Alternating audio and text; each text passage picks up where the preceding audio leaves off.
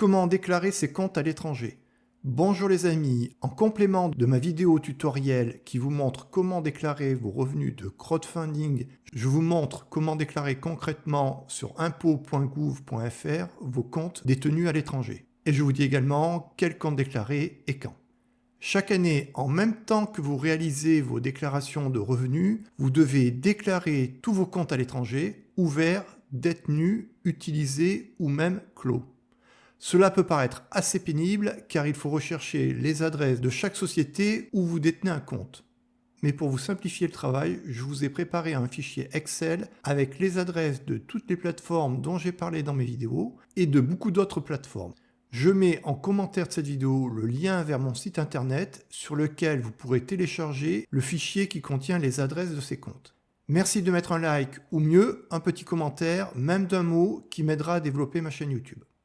C'est l'article 1649A du Code général des impôts qui vous oblige à déclarer vos comptes détenus à l'étranger. Cette obligation concerne aussi bien les personnes physiques que les sociétés ou les associations qui ont leur résidence fiscale en France.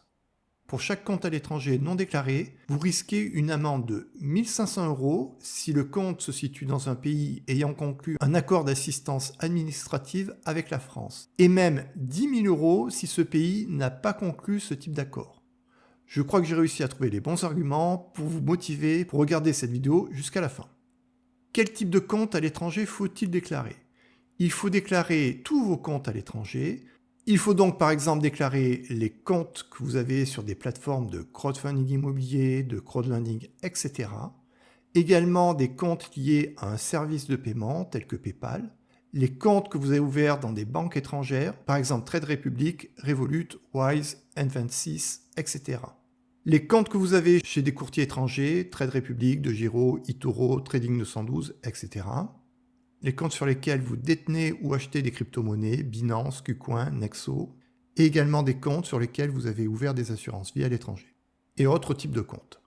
Vous aurez à donner plusieurs informations. Je pense qu'il est préférable de préparer toutes ces informations à l'avance, car le site impôts.gouv.fr n'arrête pas de planter. Il m'a déconnecté une multitude de fois, donc je pense qu'il sera préférable de rester connecté le minimum de temps possible sur ce site qui fonctionne très mal. C'est pour cette raison que je vous ai préparé un fichier Excel que vous pourrez télécharger en utilisant mon lien en commentaire de cette vidéo. Donc je me suis connecté avec mon numéro fiscal, numéro que vous retrouverez sur les papiers que fournissent l'administration fiscale, taxes foncières ou autres. Je clique sur accéder à la déclaration en ligne. Passez les étapes 1 et 2 avec vos données personnelles, on se retrouve maintenant à l'étape 3. Choisir les annexes que vous voulez ajouter à votre déclaration 2042, cliquez ici. Alors bien sûr, ça va être différent pour chacun d'entre vous. Certaines annexes vont être précochées, c'est le cas notamment si vous avez déjà eu à déclarer des revenus dans ces annexes les années précédentes. Et bien sûr, c'est à vous de voir suivant votre situation individuelle. Par exemple, si vous avez des revenus fonciers, il faut cocher ici pour la 2044. Moi, je vais parler de ce qu'il faut faire pour déclarer vos comptes à l'étranger. Vous devez cocher cette case qui correspond à la 3916 et 3916 bis. Donc, vous cochez les cases qui vous concernent et obligatoirement celle-ci si vous avez des comptes à l'étranger. Et ensuite, vous validez. Donc, normalement, maintenant, vous avez sur la gauche les annexes que vous avez sélectionnées.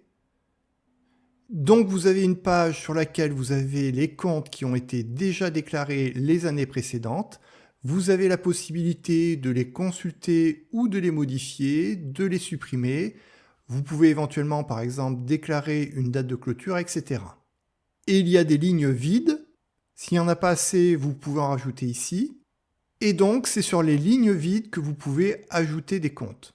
Vous cliquez sur Consulter, modifier.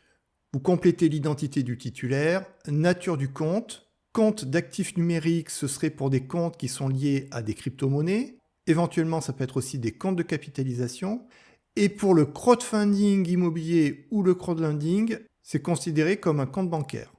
Vous indiquez maintenant le numéro de compte, si c'est un compte bancaire, c'est le numéro du compte bancaire.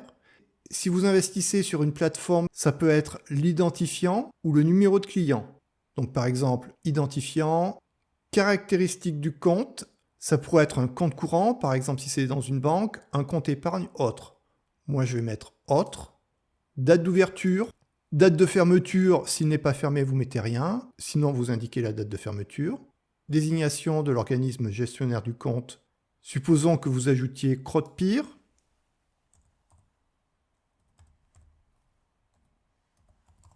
le pays, c'est la Lituanie.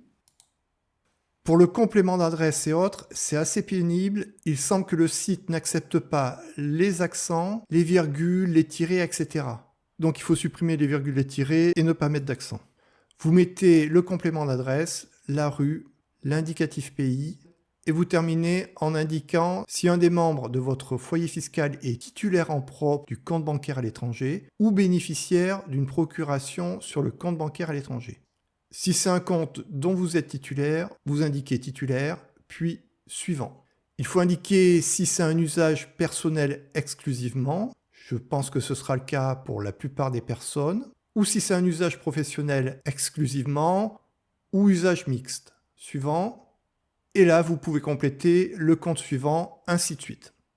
Bien sûr, il faudra terminer votre déclaration fiscale, compléter les autres annexes si ce n'est pas encore fait, et à la fin, bien sûr, il faut valider, faire ce que l'on appelle une signature électronique. Vous aurez toujours la possibilité de modifier votre déclaration en vous reconnectant au compte jusqu'à la date limite de déclaration qui correspond à votre département. Si cette vidéo vous a aidé à déclarer vos comptes à l'étranger, merci de mettre un petit commentaire d'un mot et de liker. Je vous dis à mardi prochain pour une nouvelle vidéo.